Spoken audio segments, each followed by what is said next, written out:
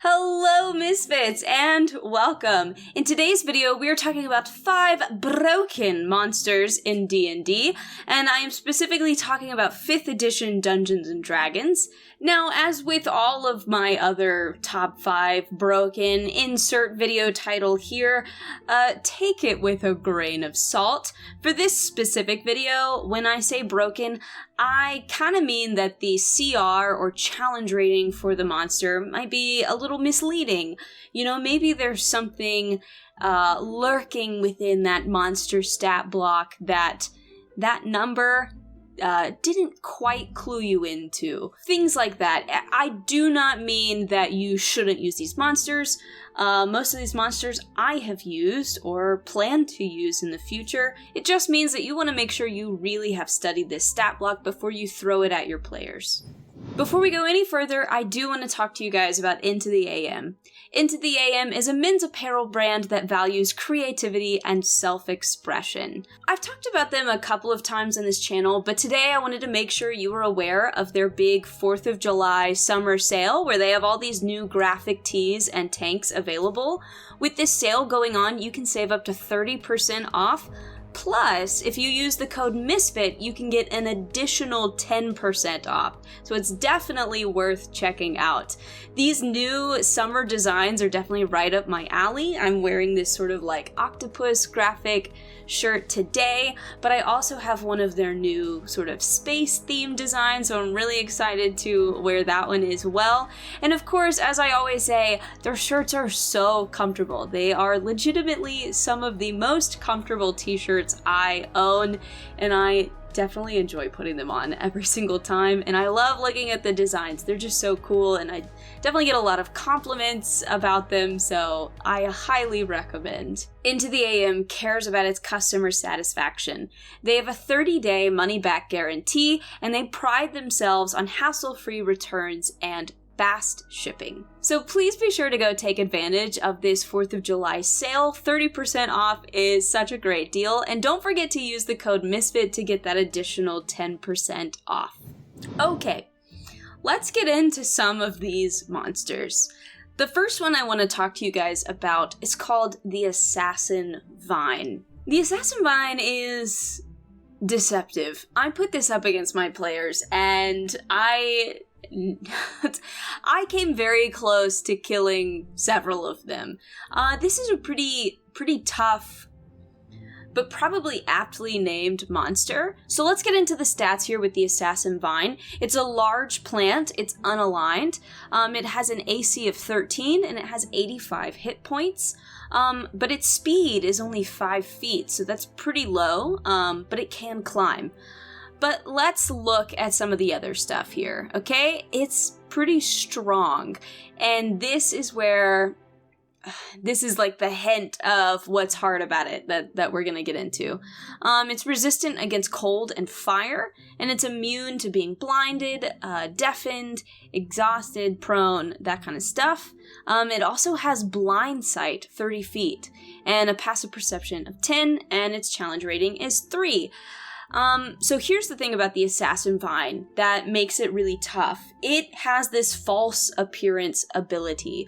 So while it's motionless, it is indistinguishable from normal plants. So you might be walking through the forest or the jungle or whatever, and you have no idea this thing is there, and then it just grabs you and it might be over after that. So let's look at its actions. So this is the main one, Constrict. It's a melee weapon attack, and it's a +6 to hit, which is a pretty nice little mod there. But its reach is 20 feet, so you don't even have to be that close to this for it to grab you. And once you're hit, you are grappled right away. So you take 2d6 plus 4 bludgeoning damage from the initial hit, and then you are grappled. And the DC to escape the grapple is 14. What's tough about this guy, in addition to all of that, is that until the grapple ends, the target is restrained and takes 66 poison damage at the start of each of its turns. So it can only target one person at a time, but if it has you, it's going to deal a ton of damage to you. The initial hit is roughly 11 points of damage, and then on the start of your turn, you're being dealt 21 damage on top of that. So that's a lot of damage to receive in potentially just a single round. And that's really going to make you want to prioritize breaking the grapple. And what sucks about breaking the grapple is you use your action to do that. And if it's the start of your turn, you've already been dealt the damage before you've been able to do a single thing. So that's really, really going to hurt. Also, it has this entangling vines feature. The assassin vine can animate normal vines and roots on the ground in a 15-foot square within 30 feet of it. So this turns the ground in that area to difficult terrain. So a creature in that area, when the effect begins, must succeed on a DC 13 strength saving throw or be restrained or entangled by the vines and roots. Yeah, so not only that, it's making it hard for you to get away as well. So I kind of made the mistake of not reading this stat block thoroughly before I threw several of these at my party. I believe the group was level 7 when they faced off against some of these guys. They're level 7, it's a party of 7, so 7 level 7 characters. They were facing off against, I think, 4 assassin vines, and then on top of that, they had this big fungal titan that they were having to fight. It was an incredibly difficult fight. And I kind of was expecting, I was kind of expecting people to just start dying at some point. But the fungal titan, though it is definitely the higher CR monster in that combat, it really almost was nothing compared to these guys. They kind of figured out that guy, but the assassin vines were really what was on the verge of just killing a couple of different party members. This constrict action is really, really damaging, and it's got such a long reach, like you don't even realize that they're there, you don't even realize the threat that you are facing until it's already got you. So it's very aptly named. It's definitely like an assassin lying in wait, and if there's more than one of these guys, your party is probably in trouble. I think this might function best as more like a trap almost, and maybe only have one there, and it can sort of function as sort of a trap in, I don't know, the greenhouse of a evil manor or something, or some sort of like plant area in a dungeon or something.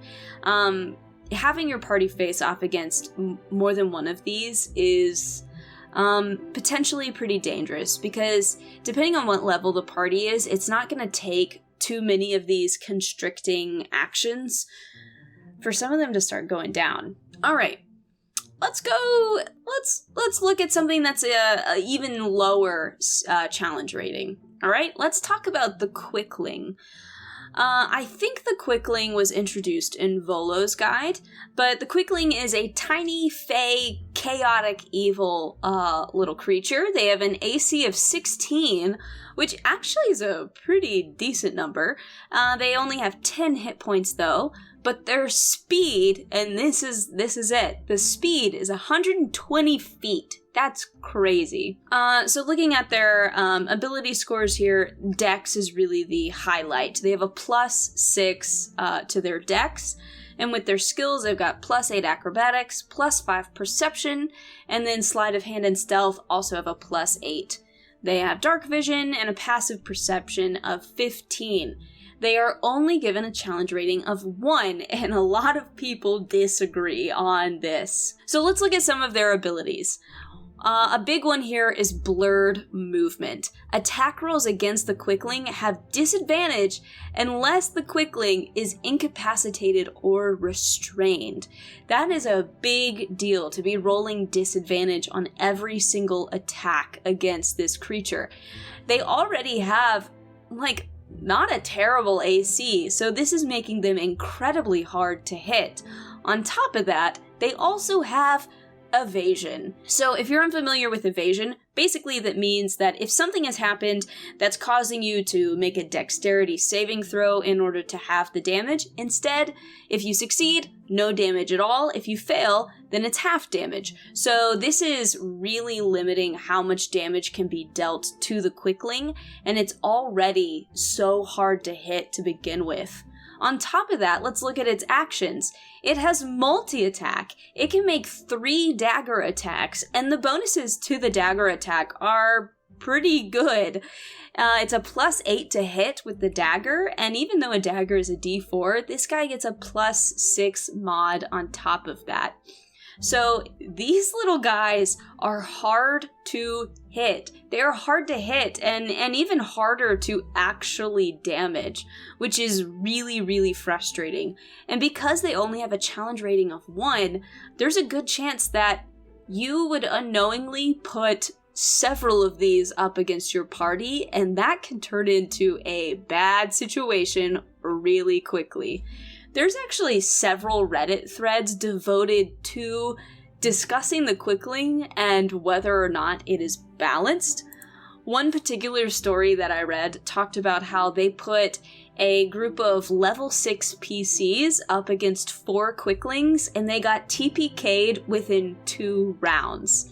They just couldn't hit them. They just could not land a hit or hurt them enough to get rid of them, and after 2 rounds, the party was wiped. That's kind of terrifying. And, you know, when you plug this into, like, Cobalt Fight Club, it shouldn't be a hard encounter. They're a CR of 1.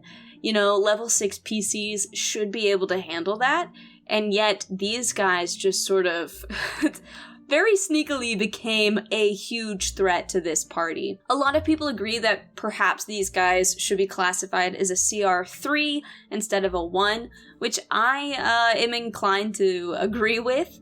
But as we've discussed in previous videos, the challenge rating system for D&D 5th edition leaves some things to be desired. And there are just certain areas where it just doesn't quite know how to cover things, and it just sort of breaks down just a little bit. But yeah, so number 2, definitely the Quickling. Number 3, we've done some lower level monsters. Let's get into a higher level monster. So I've chosen the Rock Shasa.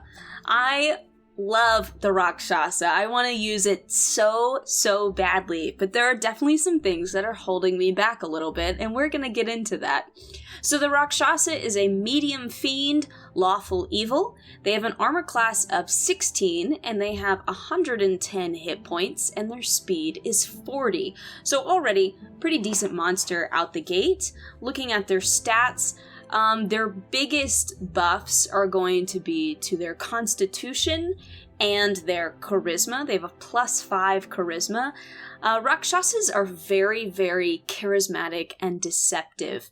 They really love to sort of weasel themselves into various situations, and they're shapeshifters. They will disguise themselves as other beings and people and kind of like weasel their way into positions of power and stuff like that.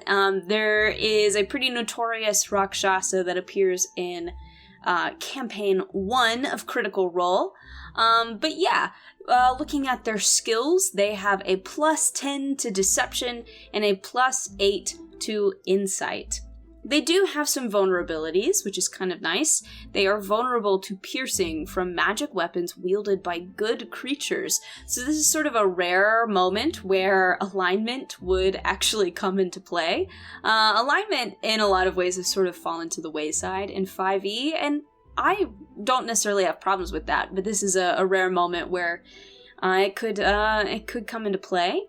And then they also have some damage immunities. Basically, these are going to be non-magical attacks. It's immune to bludgeoning, piercing, and slashing from non-magical attacks. They have dark vision, passive perception 13, and they are a challenge rating of 13. Their proficiency bonus is +5. So this is not meant to be an easy monster to face. Challenge rating of 13, there's several monsters of that same challenge rating. Off the top of my head, I know the Beholder is also a 13. though we're going to talk about him as well. So looking at this, a challenge rating of 13, it's not an easy monster to face. It is meant to be difficult. But there's a large variety of parties that could face a monster that's a challenge rating of 13. I believe 4 level 10 PCs can absolutely handle a challenge rating 13 monster. It might be a hard fight, but that's well within their abilities. But the Rock Shasa might still be a little bit too difficult for them, and that is because of this very next ability that we're going to talk about. Limited magic immunity. Rock Shasas can't be affected or detected by spells of 6th level or lower. It can only be affected by these if it wishes to be. It also has advantage on saving throws against all other spells and magical effects. So, while a party of 4 level 10 PCs theoretically can face a Rock Shasa, none of their spells would work. None of them would work. You do not gain access to level 7 spells until you are level 13. So, you could largely be completely useless against this creature until pretty late in your campaign, and that is a little terrifying. So if you're plugging things into Kobold Fight Club, just looking at the CR alone, you're not really going to have any idea just how challenging this is going to be unless you really dive into the stat block and read some of this text. The limited magic immunity is huge. Let's talk about some of its other abilities as well. It has innate spellcasting, and its spellcasting ability is Charisma, of course. Its spell save DC is 18, which is quite high, and it has a plus 10 to hit with spell attacks. So this guy is meant to be a spellcaster, and he is good at it. The Rock Shasa can innately cast the following spells, requiring no material components, and then here are the spells that it can cast. On top of that, looking at its actions, it also has multi-attack. It can make 2 claw attacks. Its claw weapon attack is a plus 7 to hit, and it's 2d6 plus 2. But on top of that, if you're hit with one of these claw attacks, you're cursed. Yeah. So if you're hit with one of these, not only are you dealt the slashing damage, but the target is cursed if it is a creature. The magic curse takes effect whenever the target takes a short or long rest, filling the target's thoughts with horrible images and dreams. The cursed target gains no benefit from finishing a short or long rest. The curse lasts until it is lifted by a remove curse spell or similar magic. So that's definitely a huge deal. I think the only reason why the challenge rating on the Rock Shasa isn't higher is because martial classes can deal with him relatively simply. But here's the thing, a lot of people play as magic users. It's very common in 5th edition Dungeons & Dragons because they have made the spellcasters so strong. A lot of parties really favor having somebody that can cast spells. It's not to say they all do. There's definitely a lot of martial classes that people play as and favor, but the Rock Shasa is really going to pose a huge challenge to any sort of majority spellcaster party. Not unlike the party at my own table. Let's move on to a guy that I've definitely talked about before, the Shadow. Every time I talk about the Shadow, I feel like there's like a group of you out there that are like, they're not that challenging, they're not as bad, what are you talking about? We're gonna talk about it, okay? Let's talk about the Shadow. They're medium undead, they are chaotic evil, they have an armor class of 12, and they only have 16 hit points, and they have a speed of 40. So they are not crazy tough, they're not, beefy. If you're hitting them, they shouldn't be too hard to take out, theoretically. Let's go into some of their other stats and skills. Alright, none of their ability scores really jump out to me. The only thing that they really have a positive to is dex, but it's only a +2. So that's not what's making these monsters tough. They have a +4 to stealth, so they definitely can hide and be relatively decent at that. They are vulnerable to radiant damage, which seems pretty obvious since they're undead creatures, but they are resistant to quite a number of things. They are resistant to acid, cold, fire, lightning, thunder, bludgeoning, piercing, and slashing from non-magical attacks, and they are also immune to necrotic and poison. So, even though they only have 16 hit points and their AC is 12, it might take a while to tick them down just because of their sheer number of resistances. If you don't catch on to needing to attack them with radiant damage, then the fight could end up being drawn out longer than you would want it to. They have dark vision, and their challenge rating is 1/2. So this is really, I personally disagree on their challenge rating. It's only 1/2, which means a lot of people are probably going to throw a group of these at a lower level party and not realize just how dangerous the fight could be. And it's really, really dangerous because of one of their actions, and we'll get there. Let's look at their abilities. So they're amorphous. They can move through a space as narrow as 1 inch wide without squeezing, which is pretty cool. They have shadow stealth, so while in dim light or darkness, the shadow can take the hide action as a bonus action. So if you're in sort of a dimly lit place or a dark place, and you are, putting these shadows up against the party, I would highly recommend using these bonus actions to hide. It's going to make them even harder to hit, which is really going to work in your favor.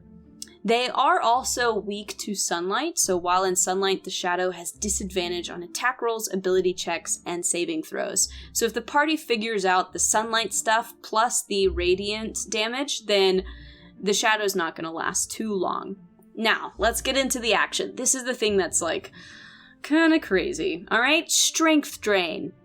It's a melee weapon attack. It's a +4 to hit. And yeah, it's 2d6 plus 2 necrotic damage, and the target's strength score is reduced by 1d4. This is what's really, really bad, okay? Because there's no save against the strength drain, it just happens.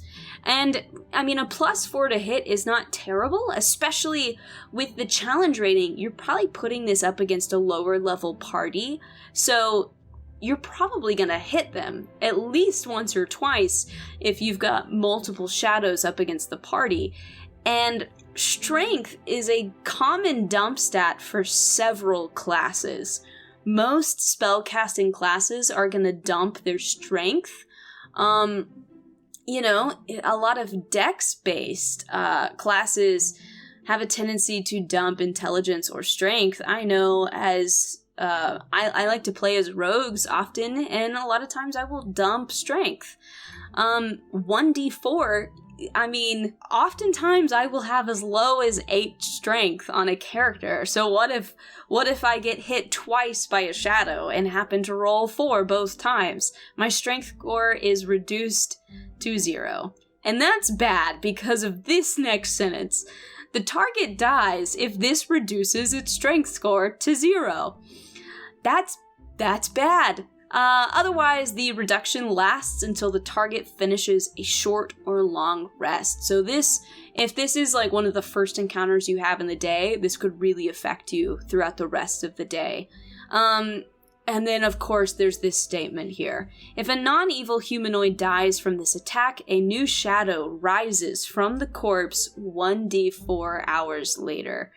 So, yeah, if this ends up being a wash, or the party loses a couple members and then has to flee, they could end up having to deal with the same horde of shadows plus their fallen companions, which would be pretty bad. The strength drain is definitely that's definitely the thing that's making this really scary. And I have not heard of many many stories where a DM put the party up against a group of shadows and it didn't turn out to be way tougher than they initially thought. As somebody who put their very low-level party up against a group of shadows, I was sweating bullets when one of the characters went down and was rolling death saves. So, yeah, definitely think twice before you put your party up against this, or at least, like, just know what you're getting into, you know? All right. Number 5, I really hesitated to list this one, but I'm going with The Beholder. It's an oldie but a goodie, it's a classic, and, you know, I question whether to put this here, because, like, I don't necessarily think it's broken, but at the same time, it's one of those things where there is, like, an ability or an action that it has buried in its stat block. This one's not that buried, it's notorious for this particular ability, but it makes this fight way harder than other monsters of this same challenge rating. So, let's get into the stats. Beholder, it's a large aberration, it's lawful evil, it is an armor class of 18, it has 180 hit points, its speed is 0, but it has a fly speed of 20. Its standout ability scores are going to be its con and probably its intelligence and charisma. It has bonuses to intelligence saves, wisdom saves, and charisma saves. It gets +8 for intelligence and charisma and +7 for wisdom. It has a perception of +12. It's immune to being prone. It is dark vision for 120 feet and a passive perception of 22. It has a challenge rating of 13, so it's the same rating as the Rock Shasa, and it has a proficiency bonus of 5. Here is the thing that makes the Beholder extremely, extremely deadly and very hard to defeat. It has an anti-magic cone. So the Beholder is pretty notorious for its big single eyeball a la Mike Wazowski in the center of its head, and then it has all these other little eye stalks coming out of it, but the big central eye is what creates this anti-magic cone. It acts as the anti-magic field spell, and it's a 150-foot cone, and at the start of each of its turns, it decides which way this cone is facing. And whether or not the cone is active. So this is what really sucks about being against a Beholder, this anti-magic cone. As I've said before, in 5th edition especially, it is extremely common for people to favor spellcasting classes.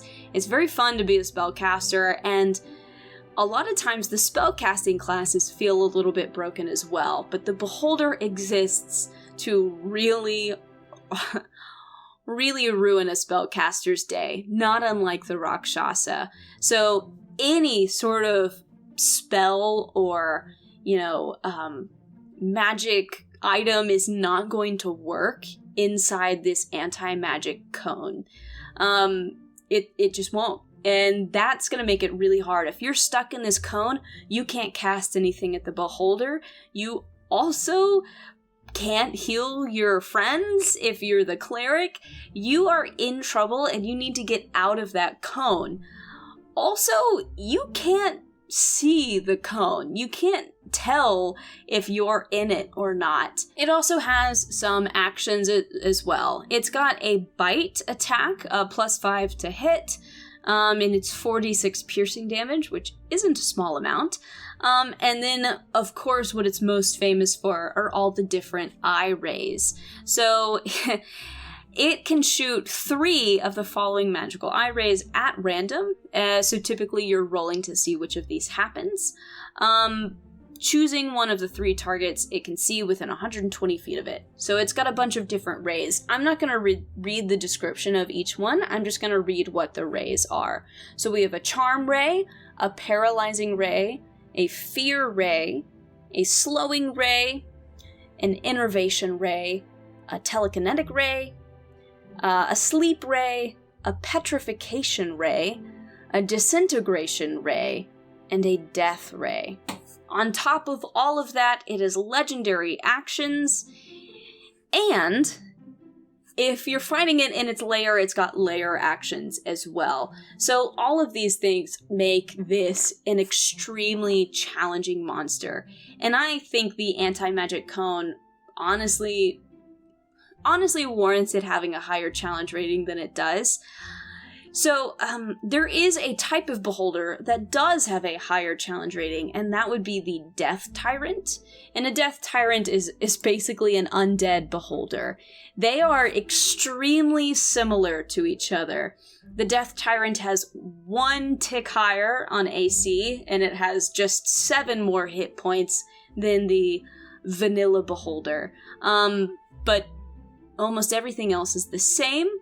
Another thing that the Death Tyrant has going for it is it's got some additional damage immunities and condition immunities.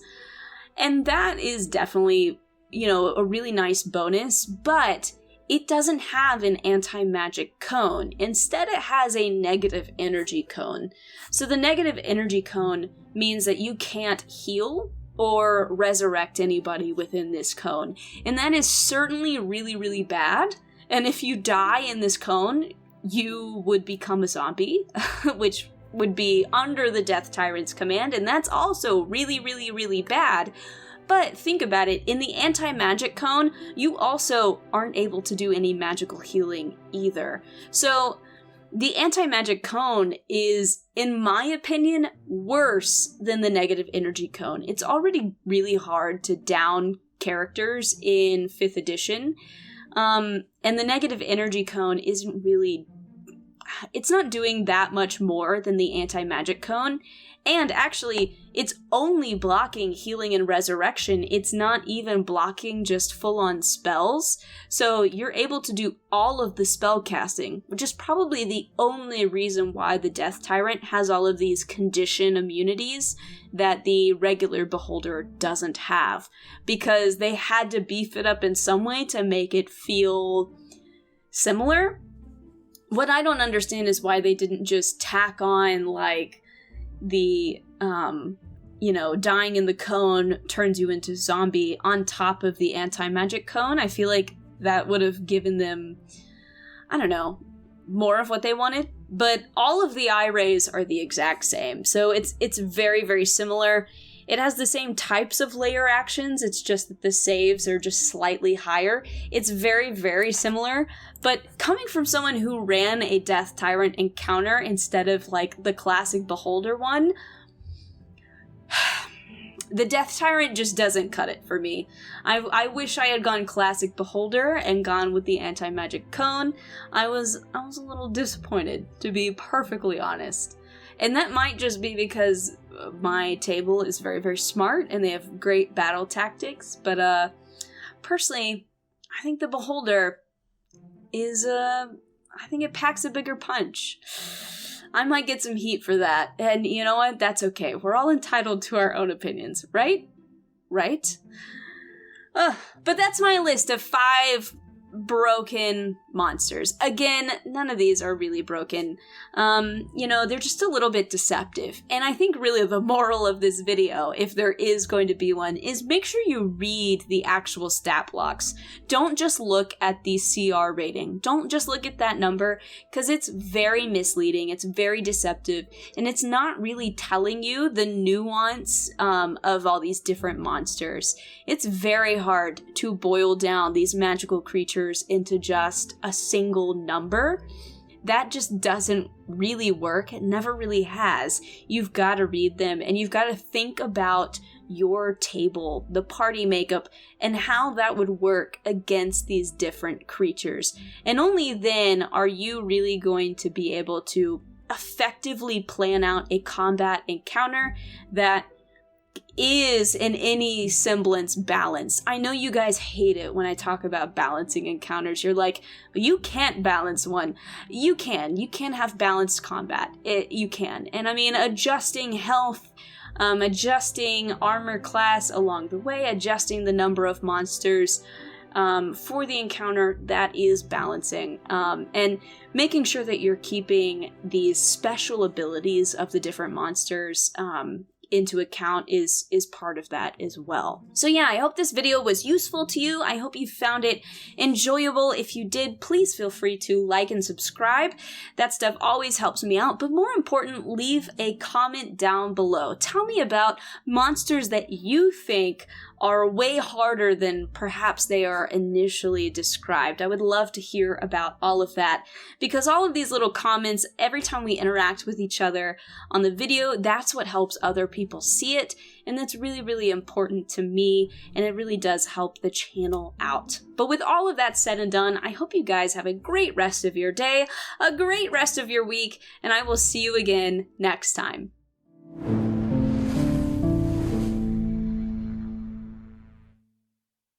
So I have some exciting news, guys. I am moving, kind of soon-ish.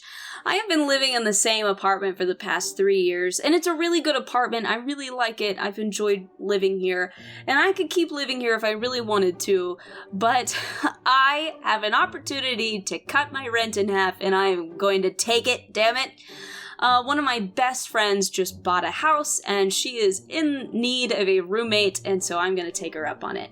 And I'm really, really excited. I'm gonna have way more space over there. I'll have like a dedicated office instead of just stealing like what's left of my living room, so I'm super excited about that.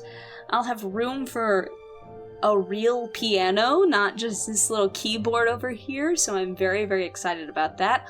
Also, something that maybe some of you don't always think about, since it's a house, I can paint the walls. I haven't lived in a place where I can paint my walls since 2012, and that's a long time. So I'm really, really excited about it.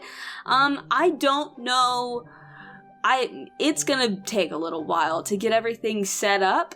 I'm gonna try to film some stuff ahead of time here before I move, but there's every possibility that a few videos or several videos at the start, it's gonna be just a little bit in disarray. So we'll see about that. But just wanted to give you guys a heads up about that change. I'm super excited about it. You know, hopefully it will all go smoothly, and I'll get all of that settled before the school year starts. And yeah, that'll be good for everybody involved. But yeah, talk to you guys later.